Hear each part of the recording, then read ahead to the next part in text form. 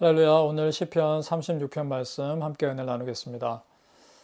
오늘 시편 말씀은 하나님을 믿지 않는 자의 어떤 특징이 있는지 다윗이 기도를 통해 하나님으로부터 지혜를 얻은 말씀을 나누고 있습니다. 하나님을 믿지 않는 자의 가장 분명한 특징은 하나님을 두려워하지 않는다는 것입니다. 오늘 1절 말씀 보겠습니다. 악인의 죄가 그의 마음 속으로 이르기를 그의 눈에는 하나님을 두려워하는 빛이 없다 하니, 마치 악인의 죄가 인격체인 것처럼 그렇게 표현을 하고 있죠. 스스로 악인들은 마음속에 생각하기를 하나님은 없다라고 말한다는 겁니다. 왜 그럴까요?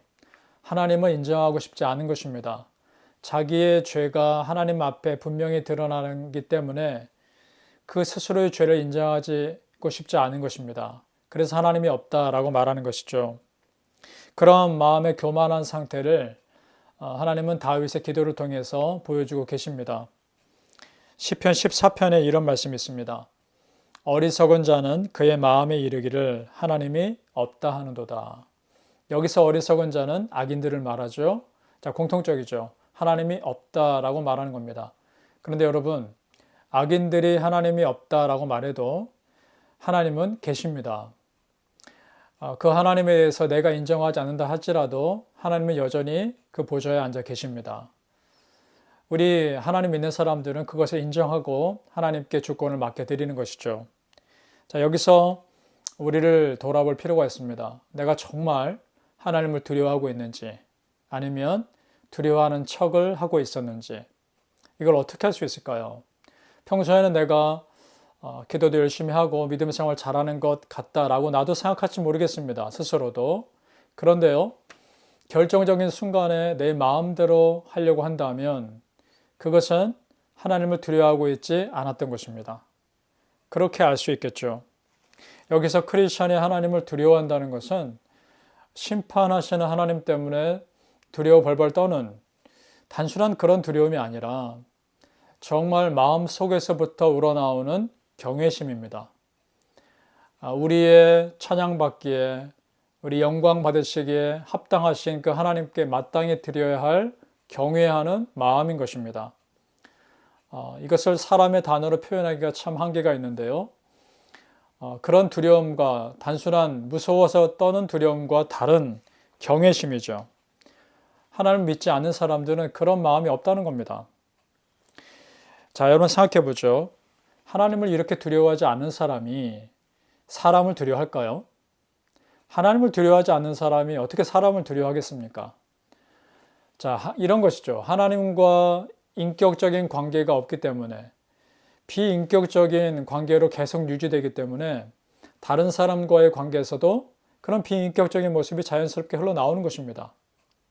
반대로요, 하나님을 사랑하고 믿는 그런 인격적인 관계를 맺고 있는 사람은 다른 사람과의 관계에서도 자연스럽게 인격적인 관계가 흘러나오게 되어 있습니다. 그러니까 여러분, 여기서 알 수 있는 것이 있습니다. 정말 하나님을 제대로 믿고 있는가, 그렇지 않는가를 알 수 있는 분명한 기준 중에 하나는 내가 지금 다른 사람을 어떻게 대하고 있느냐를 보면 합니다. 그러면 그것을 통해서 드러난다는 것이죠.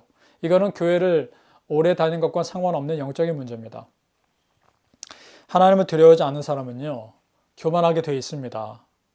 교만한 사람은요, 영적인 눈이 어두워지게 되어 있습니다. 영적인 눈이 어두운 사람은요, 하나님의 심판에 대해서 예민하지 않게 되어 있습니다. 그래서 오늘 2절 말씀에 이렇게 되어 있습니다. 그가 스스로 자랑하기를 자기의 죄악은 드러나지 아니하고 미워함을 받지도 아니하리라 하미로다. 스스로 심판의 대상에서 나는 해당되지 않는다라고 착각하고 있는 것이죠. 예레미야에도 이런 말씀이 있습니다. 그들이 여호와를 인정하지 아니하며 말하기를 여호와께서는 계시지 아니하니 재앙이 우리에게 임하지 아니할 것이요 우리가 칼과 기근을 보지 아니할 것이며. 악인들은 자기들만의 착각 속에 사는 것이죠. 그러나 하나님의 심판은 분명 있을 것입니다. 따라서 여러분, 문제의 근원은 여호와 하나님을 내 삶에서 인정하느냐 하지 않느냐에 달려있는 것입니다. 반대로 하나님을 인정하는 자에게는 그 길을 인도하시는 은혜가 분명 있는 줄로 믿습니다. 우리 잠언 3장 말씀 참고로 보겠습니다. 너는 범사의 그를 인정하라. 그리하면 내 길을 지도하시리라. 스스로 지혜롭게 여기지 말지어다. 여호와를 경외하며 악을 떠날지어다. 어떻습니까? 이 3장 6절 7절 말씀이 오늘 시편 이 말씀을 잘 정리하고 있지 않습니까? 여호와 하나님을 범사에 모든 일에 인정하라. 경외하라. 악을 떠나라. 그리하면 길을 인도해 주시리라. 이 말씀 여러분 믿으시고 정말 우리 마음에서부터 하나님을 경외하심으로 하나님으로부터 오는 삶의 지혜, 영적인 그런 지혜를 누리며 사실 수 있기를 예수님의 이름으로 축복합니다. 오늘 시편의 후반부에서는요, 앞에 나온 악인과 너무도 다른 하나님의 성품에 대해서 말씀합니다. 그렇다면 이 하나님의 성품이 하나님 믿는 자에게 자연스럽게 드러나게 돼 있다는 얘기죠. 저 어렸을 때 학교 다닐 때 보면요, 그 반 선생님을 그 반 학생들이 닮아가는 걸 보게 됩니다. 성격이 급한 선생님 반에 있는 학생들은 대체로 성격이 급한 모습들을 봤던 기억이 있고요. 또 느긋하신 분 반에 있는 아이들은 또 그 모습을 닮아가는 모습들을 보게 됩니다. 참 신기하죠. 오랫동안 같은 시간이 있다 보니까 그렇게 닮아가는 것 같습니다. 자, 이것을 우리에게 그대로 적용될 수 있다고 생각합니다. 매일매일 우리가 기도하고 말씀 읽고 하나님과 교제하면서 하나님의 모습이 우리 안에 그렇게 자연스럽게 들어오지 않을까요? 우리가 하나님의 모습을 그렇게 자연스럽게 닮아가지 않을까요? 자, 어떤 모습일까요? 오늘 7절 말씀입니다. 하나님이여 주의 인자하심이 어찌 그리 보배로우신지요. 사람들이 주의 날개 그늘 아래에 피하나이다. 하나님의 인자하심으로 인해 사람들이 그 인자하심의 날개 아래 피한다는 것이죠. 그렇다면 하나님을 믿는 우리를 통해서도 누군가가 그런 쉼을 얻을 수 있어야 한다는 것입니다. 자, 여기서 또 하나의 기준이 나오죠.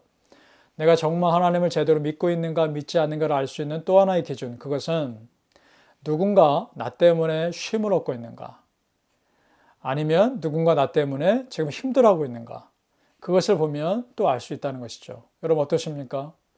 누군가 다른 사람이 여러분 때문에 쉼을 얻고 계십니까? 누군가에게 여러분이 은혜를 베풀고 계십니까? 시편 37편 21절에 이런 말씀이 있습니다. 악인은 꾸고 갚지 아니하나 의인은 은혜를 베풀고 주는도다. 여러분 우리가 그럴 수 있길 바랍니다. 누군가 여러분을 통해서 영적인 쉼을 얻고 은혜를 받고 세움 받을 수 있는 그런 은혜가 있기를 축복합니다. 바라기는 우리 성도님들이 정말 하나님과 날마다 교제하면서 하나님의 인자하심과 그런 성품을 자연스럽게 닮아갈 수 있기를, 그래서 누군가 여러분 때문에 참 힘을 얻고 위로를 얻을 수 있기를 예수님 이름으로 축복합니다. 기도하겠습니다. 아버지 하나님 은혜를 감사합니다. 하나님 그렇습니다. 우리가 진정 마음에서부터 여호와 하나님을 경외하며 진정으로 두려워하며 삶의 결정적인 순간이 있다 할지라도 우리 하나님께 주권을 맡겨드리며 삶을 온전히 맡겨드릴 수 있는 그런 믿음의 모습이 있기를 원합니다. 여호와의 인자하심을 닮아가며 누군가 나로 인해 쉼을 얻고 새 힘을 얻고 위로를 얻을 수 있는 그런 진정한 하나님 닮아가는 믿음의 사람들 다 되게 하여 주시옵소서. 하나님은 여전히 우리 삶 가운데 주장하고 계시는 하나님이신 줄로 믿습니다. 그 하나님을 믿고 하나님의 모습이 자연스럽게 우리 삶에 드러날 수 있도록 축복하여 주시옵소서. 예수님 이름으로 기도합니다. 아멘.